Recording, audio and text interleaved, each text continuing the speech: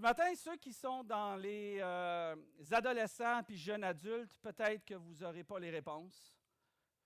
Si vous êtes un peu plus vieux, genre dans mon âge, là, 35, 40, vous allez probablement avoir les réponses. Fait qu'on va commencer avec un petit quiz ce matin. On va commencer avec un petit quiz. La première chose que je vais vous poser comme question, je ne sais pas si on va être capable d'y arriver. Parce que c'est toujours un ajustement. OK, on commence avec ça. Quelles étaient les deux plus grandes valeurs des hippies? Rire et chanson, B, fleurs et couleurs, ou C, amour et paix? C, amour et paix. Parfait. Il y a une surprise pour tous ceux qui vont avoir les trois bonnes réponses.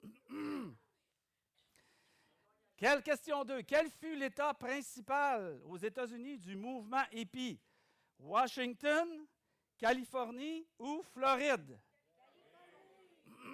Wow, on a une gang de hippies ici. Californie. Et la troisième, un peu plus corsée. Quel musicien ne fait pas partie du mouvement hippie? Janis Joplin, Jimi Hendrix ou les Beach Boys? OK, vous êtes pas mal bons. Donc, tous ceux qui ont réussi 3 sur 3, je vous donne le privilège de rester pour écouter le restant du message. Les autres, si vous voulez partir, vous pouvez, mais n'oubliez pas d'aller l'écouter en ligne parce que vous en avez plus de besoin que les autres. On va pas. Qui a eu 3 sur 3? Ah, presque tout le monde. OK. Alors, on y va avec aujourd'hui, le film. On va parler du film La Révolution de Jésus. Vous avez déjà vu ce film-là, La Révolution de Jésus? Qui a vu ce film-là? Oui, quelques-uns. Ceux qui ne l'ont pas vu, comme à l'habitude, je ne choisis jamais des films qui sont ennuyants, longs, déplacés, immoraux pour l'Église. Alors, donc, je vous encourage à aller voir ce film-là. C'est un très, très, très bon film, La Révolution de Jésus. Aujourd'hui, on va discuter de vérités spirituelles tirées de ce film, La Révolution de Jésus. C'est un film inspiré, tout à fait, vous allez le voir tout au fil du message. J'aimerais ça qu'on parte le timer, s'il te plaît. Donc, inspiré des faits réels, La Révolution de Jésus, ça retrace les débuts du mouvement spirituel qui est né en Californie, puis qui s'est répandu au travers des États-Unis dans les années 70 et qui a atteint le Québec dans les années 80, 75, 78, vers les années 80. Qui est venu à croire à Jésus dans les années 80? Est-ce qu'il y en a ici? Oui. Maille. C'est ce que j'appelle une implantation d'église. On est juste 2. Donc, ça vous donne une idée de l'âge que j'ai. En réalité, j'ai 110 ans, mais ça ne paraît pas. C'est ça, exactement. Donc, on va parler ce matin, le titre du message que je vous laisse, c'est on va parler d'une inclusion radicale. Une inclusion radicale.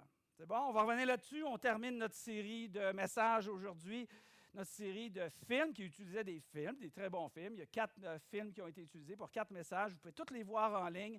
Je vous encourage à aller les voir. C'est vraiment édifiant. Si vous connaissez quelqu'un, un ami, de la famille, des voisins, que ça leur ferait du bien d'entendre le message, envoyez le message à quelqu'un. C'est une bonne manière de partager. Puis peut-être que le message, par la grâce de Dieu, tomberait juste à pile au bon moment où les gens en auraient besoin. Dieu fonctionne très souvent comme ça.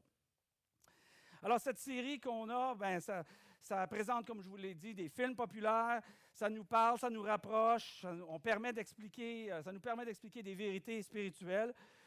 On apprend ainsi sur Dieu, on apprend sur nous-mêmes, puis on apprend sur la vie en général.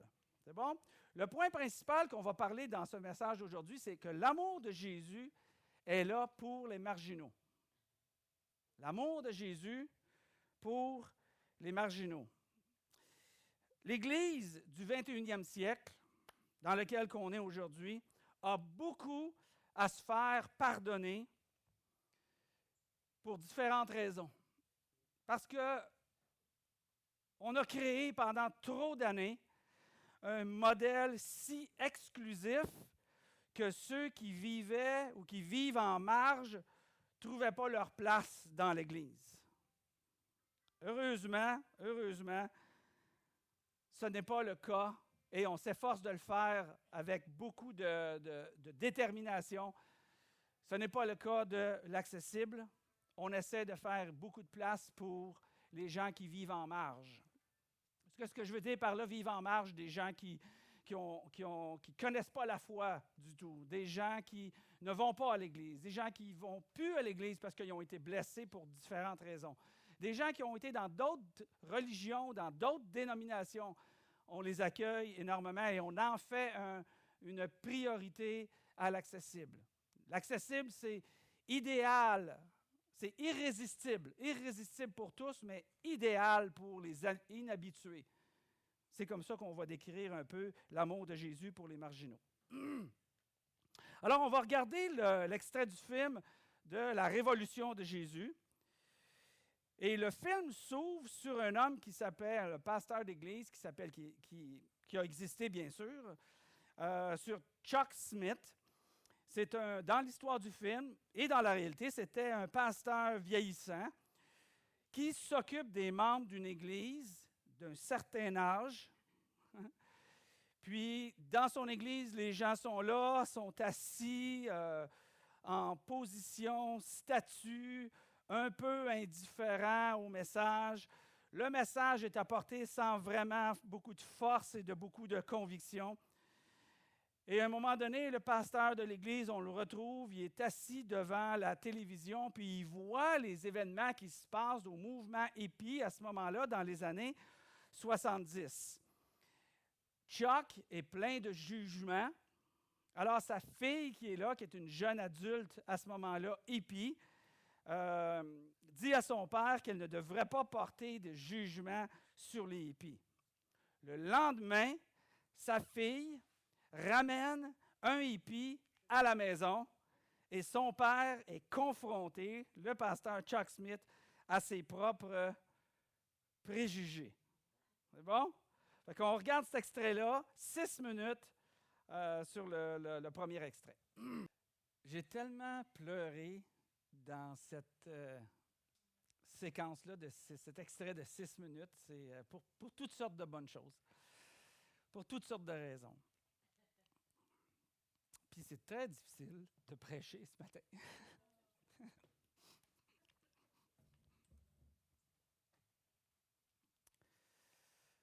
Ceux qui ne savaient pas, je suis insensible. Là, vous le savez.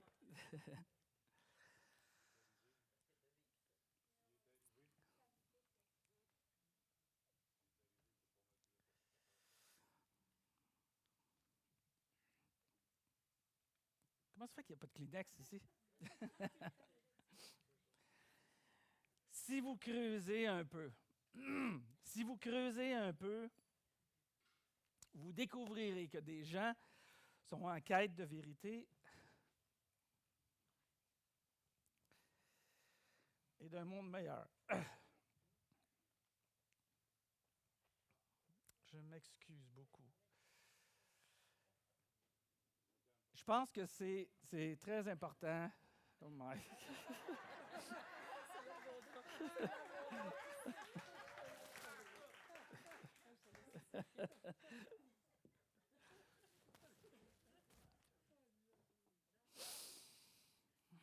Je me demandais comment je le prêcherais, ce message-là. Si on creuse un peu, il dit, Lonnie, le hippie, vous découvrirez que les gens sont en quête de vérité et d'un monde meilleur. C'est tellement vrai, puis je pense que c'est important qu'on voit les gens qui sont moindrement différents de nous, peu importe, extérieurement ou intérieurement, dans leur manière de penser, de marcher, de vivre, de réaliser qu'eux aussi sont en quête. Et de réaliser qu'on doit être accueillant, particulièrement parce qu'on ne connaît pas la vie, l'arrière-plan des gens et qu'est-ce qu'ils ont vécu, qu'est-ce qui fait qu'ils sont rendus là à vouloir peut-être écouter un petit peu de Jésus ou refuser d'entendre Jésus, ou encore pire, de fermer la porte à l'Église parce que les gens seraient différents. J'ai tellement vu ça, je trouve ça malheureux d'avoir vu ça. J'aurais pas dû voir ça. J'aurais pas dû être comme ça. Mais j'ai été comme ça pendant un bon bout de temps, quand j'étais plus jeune. Il dit que la liberté sexuelle, la drogue, le LSD, ce sont des moyens que les gens cherchent la vérité, mais ils cherchent à la mauvaise place. Je pense que cette phrase-là est importante de faire référence, que les gens cherchent la bonne chose, mais ils la cherchent à la mauvaise place, et dans bien des cas. Et là, on est dit, vous les rejetez. Il dit, on ne peut pas franchir une porte qui n'est pas ouverte. Et il dit, dans votre Église, et ça fait mal à entendre, n'est-ce pas? Il dit, dans votre Église, il dit, la porte est déjà fermée. Et on voit ensuite qu'un des responsables de l'Église dit que les gens qui sont marginaux, les gens qui sont différents, les gens qui ne connaissent pas la foi ou qui la découvrent d'une manière différente de nous, ben, ils n'ont rien à faire ici.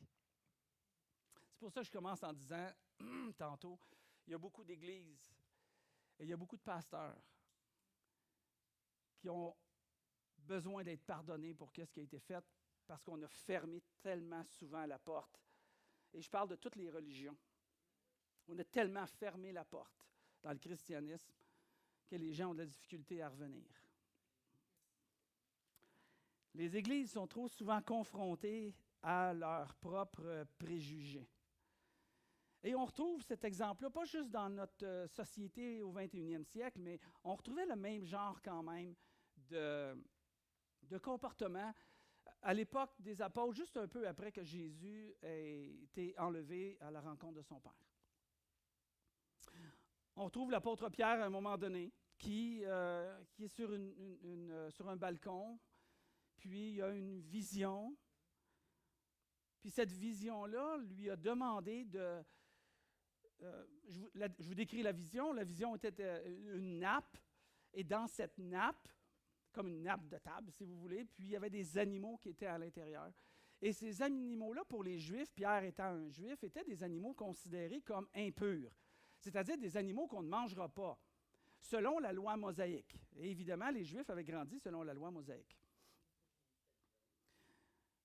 Et là, il y a une voix que Pierre a entendue dans cette extase et dans cette vision-là, qui disait « Lève-toi, Pierre, tue et mange. » Et Pierre a répondu « Ah, mon Seigneur, et je vous cite, car jamais dans ma vie je n'ai rien mangé de souillé et d'impur. » Et là, la voix céleste s'est fait entendre une deuxième fois, puis la voix a dit « Ce que Dieu a déclaré pur, ce n'est pas à toi de le considérer comme impur. » Qu'est-ce que Dieu voulait en train de démontrer à ce moment-là? Il voulait démontrer que si la loi mosaïque a été là pour accomplir une certaine tâche et que les gens qui n'étaient pas juifs n'avaient pas accès à toutes ces merveilles de Dieu-là qui étaient exprimées et manifestées, qui ont été pendant toute la vie du peuple d'Israël, bien, cette époque-là est terminée. Et on doit regarder que le salut de Jésus-Christ et l'amour de Jésus-Christ est répandu sur le monde entier. Ça va plus loin que juste les Juifs, mais ça va aller à toutes les nations autres que les nations juives. Mais Pierre ne comprenait pas ça parce qu'il pensait qu'il brisait la loi. Notre ami Théo, qui est responsable du groupe Secret du message, non, Acte 2, 42, désolé, a dit une phrase sans même s'en rendre compte en lien avec mon message que j'ai préparé, qui a dit « Tout cela n'était, quand il fait référence à l'Ancien Testament, il dit « Tout cela n'était que l'ombre des choses à venir et la réalité est en Christ. » Parce que des fois, on regardait l'Ancien, puis l'Ancien Testament, puis il y avait des choses qui ne s'appliquaient pas, mais que Jésus faisait un peu le contraire. Puis j'avais cette discussion-là avec ma femme, puis même en le disant avec ma femme, je réalisais que comment ça se fait que c'était comme ça? Comment ça se fait que l'Ancien Testament disait à un moment donné de ne pas manger des animaux impurs, puis là, Jésus revient, puis il dit, là, tu peux manger les animaux impurs. Qu'est-ce qui s'est passé entre les deux? Et là, Paul nous explique dans le passage qui dit justement que c'était l'ombre des choses à venir. Ce n'est pas l'exacte représentation. Il y avait un symbole là-dedans, il y avait une raison d'être dans ça. Et là, Pierre la vit vraiment, cette situation-là, de laisser de côté des préjugés et de se tourner vers ceux qui ne connaissent pas le Seigneur. C'était tellement présent dans la vie de l'Église, des premières Églises, l'enfance des Églises, après que les apôtres ont commencé à établir la fondation pour les églises comme on a maintenant aujourd'hui, qu'il y avait une grosse division entre ceux qui comprenaient la loi mosaïque d'une certaine manière et qui venaient avec plein de jugements et de préjugés, et la nouvelle approche que Jésus venait juste de montrer en disant qu'il y a un seul commandement, et le plus grand des commandements, c'est d'aimer le Seigneur Jésus comme je vous ai aimé, Jésus avait dit. Et il y avait vraiment cette division-là entre l'Église. Les Églises ne savaient plus trop comment fonctionner. Puis à un moment donné, les apôtres ont écrit une lettre à une Église qui justement vivait ce conflit-là. Puis regardez ce qu'elle a dit, et je pense que c'est une citation qu'on devrait graver dans nos cœurs pour l'accessible, parce que c'est la direction qu'on prend et qu'on essaie de faire ici. Il dit, voici donc ce que je vous propose dans la lettre des apôtres de Jérusalem qui essaient de régler ce conflit-là. Continua Jacques, le frère de Jésus, en disant, ne créons pas de difficultés aux non-juifs qui se convertissent à Dieu. Point. Ne créons pas de difficultés pour les non-juifs qui se convertissent à Dieu. Église, l'accessible. On doit garder cette citation-là gravée dans notre cœur. Ne créons pas d'obstacles à ceux qui ne sont pas habitués à la vie chrétienne. Et ça va rejoindre des gens de la manière qu'ils s'habillent, de la manière qu'ils parlent, qui ne sont pas comme toi, des gens qui ont un style de vie homosexuel qui n'est définitivement pas celui que toi tu as choisi dans ta vie, si tu as décidé de suivre Jésus. Mais il y a des gens qui vivent sans... Ils veulent la vérité, mais ils ne comprennent pas dans quel mode de vie ils sont. Il faut accepter les gens, ne pas créer de difficultés, pas mettre la marche tellement haute, la barrière tellement épaisse que les gens sont incapables de venir dans une assemblée et de ne pas se sentir aimés ou reçus à cause de leur mode de vie, de leur style de vie, de la manière qu'ils s'habillent, de la manière qu'ils parlent, de la manière qu'ils sont éduqués, leur arrière-plan, leur pensée, leur philosophie, On doit être une Église qui va être tellement différente, qui va être inclusive, radicalement inclusive. Sinon, on va devenir des légalismes. On va devenir comme l'Église qu'on a vue ici, que les hippies n'étaient pas capables de rentrer. L'Église aujourd'hui et la culture aujourd'hui, c'est un choc des cultures, puis ça, je le comprends. C'est le combat entre la religion et la relation qu'on essaie d'établir avec Jésus-Christ. On est là pour briser les barrières religieuses, pas les renforcer. Sinon, c'est du légalisme. Le légalisme, je vous donne 3 définitions que je me suis données pour le légalisme. Le légalisme exige que les gens se nettoient avant de venir à Jésus. La grâce invite que les gens viennent à Jésus pour être nettoyés. Le légalisme évalue sa propre maturité spirituelle en se comparant avec les défauts qu'ils parviennent à déceler chez les autres.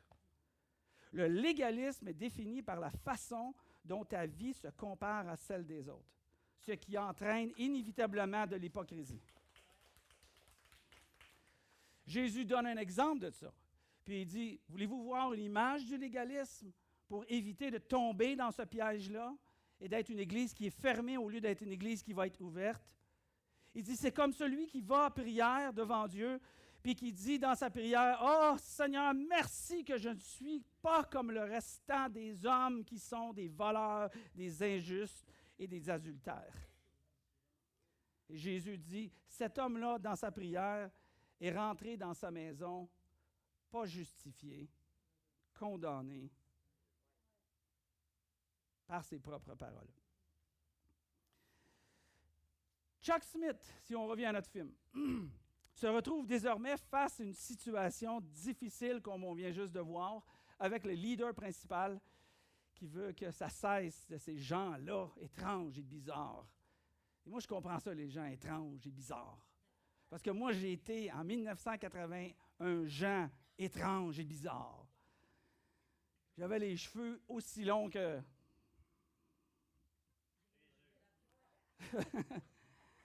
En tout cas, je pouvais faire bien des tresses. Alors, il se trouve à cette décision-là. Doit-il accueillir à bras ouverts ces nouveaux venus hauts en couleur et risquer de perdre ses membres? Oh, quelle pression pour un pasteur! Quelle pression pour un pasteur! Parce qu'il y a toujours des gens qui ne veulent pas accepter, des gens qui veulent accepter une telle catégorie, pas l'autre catégorie.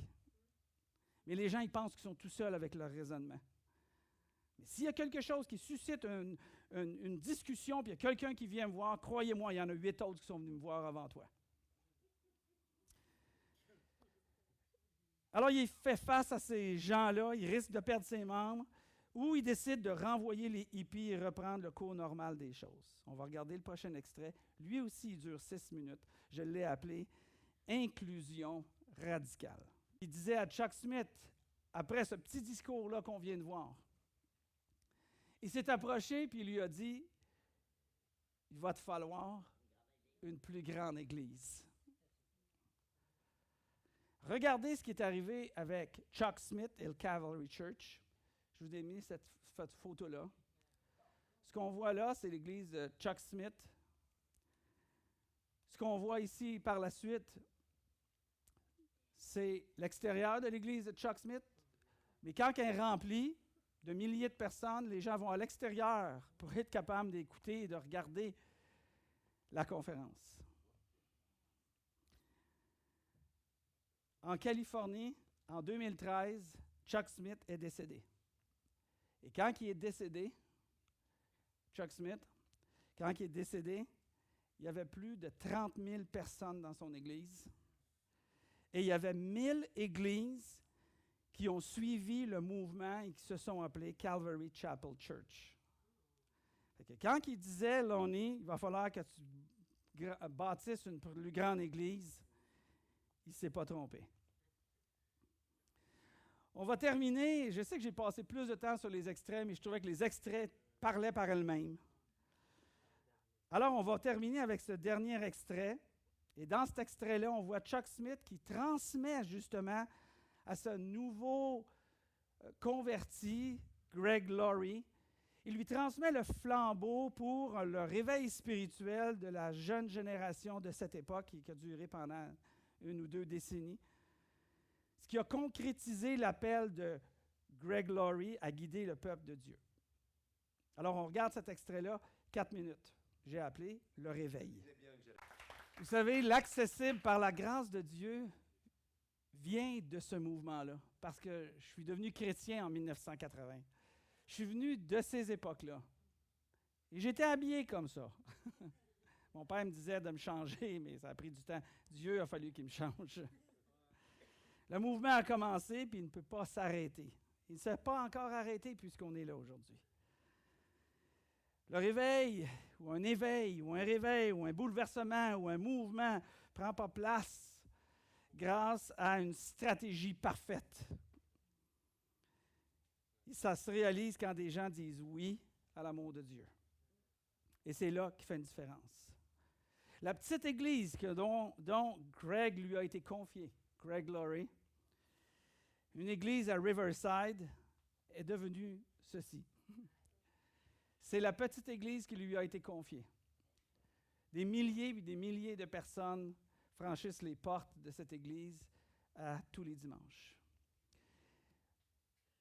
Ce qu'on voit ici, c'est justement la conférence annuelle de l'église Harvest Christian Fellowship Church à Riverside. Je voulais juste qu'on regarde un peu qu'est-ce que Dieu est capable de faire quand on dit oui. Quand on n'a pas de préjugés. Quand on ne cherche pas les moyens de mettre les gens dehors de l'Église, mais on cherche les moyens de les garder dans l'Église et de les accueillir dans l'Église. C'est ça que ça peut devenir. L'accessible peut devenir aussi loin que Dieu veut et il pourrait être sans limite. On pourrait être à un moment donné obligé d'acheter le Jolodium. Mais ça dépend de nous. Dieu est prêt à bénir et à donner abondamment. Est-ce que nous, on est prêt à plier pour être capable de devenir une Église radicalement inclusive? Et c'est ça qui va faire la différence. Voyons, comme il a été dit, ce que Dieu nous prépare à l'accessible. Voyons ce que Dieu nous prépare. Qu'on ne prie pas nécessairement pour un réveil externe, mais pour un réveil radical dans nos cœurs de ceux qui cherchent Jésus-Christ comme étant le premier de notre vie. Qui sont les hippies aux pieds nus de notre communauté d'aujourd'hui? serons-nous des barrières ou des ponts pour eux? Si vous voulez, on va se lever debout, puis on va prier, puis on va demander à Dieu qui bénit le message dans nos cœurs, mais qui transforme nos cœurs, afin de continuer à transformer cette communauté au travers des églises autour de nous, du message de Dieu et bien sûr de l'accessible. Père éternel, merci Seigneur Dieu pour ce que tu as accompli au travers de ces jeunes-là dans les années 70 qui ont encore une répercussion aujourd'hui. La trace laissée dans le sable, l'empreinte qui est laissée là, elle est ici aujourd'hui, Père. Alors, Seigneur, on élève nos mains devant toi, on élève nos cœurs devant toi, afin que tu nous transformes. Transforme nos cœurs afin qu'on ne soit pas dans le préjugé, mais qu'on soit une Église extrêmement accueillante. Une Église qui accueille les gens qui sont en marge, les gens qui sont blessés, les gens qui sont incapables de comprendre le message, mais que toi, tu les convaincras, Seigneur Dieu. Sers-toi de l'accessible, c'est le plus profond de mon cœur, Seigneur, c'est la chose la plus importante. C'est de t'adorer comme on a chanté, Seigneur, au travers de cette belle Église que tu nous as donnée. Transforme-nous, Seigneur, pour qu'on devienne tous ensemble, radicalement inclusifs. Merci pour cette Église. Merci pour les gens qui la fréquentent, puis qui le servent, puis qui dépensent, puis qui accueillent, puis qui souffrent, puis qui pardonnent, puis qui aiment. Aide-nous à être encore plus de cette manière-là, Seigneur Dieu. Que ton esprit descende dans cette Église afin qu'on voit un réveil dans nos cœurs qui va se refléter dans la communauté et d'être une Église qui va être accueillante, Seigneur Dieu, pour ceux qui cherchent. Seigneur, guéris nos bobos, guéris nos malheurs, mais surtout remplis-nous de ta présence, afin que ces choses deviennent secondaires dans notre vie, pour te servir, toi, t'honorer, et de voir d'autres personnes se réjouir avec nous, saisir de nouvelles poignées de main, faire de nouvelles accolades à des gens qui cherchent. Et on se réjouira un jour d'être dans ta présence, Seigneur, d'avoir mis l'accessible ici et de nous avoir appelés à contribuer à ce travail extraordinaire. Et toute l'Assemblée se joint ensemble pour prier au nom de Jésus et l'Assemblée répond avec force. Amen. Que Dieu vous bénisse.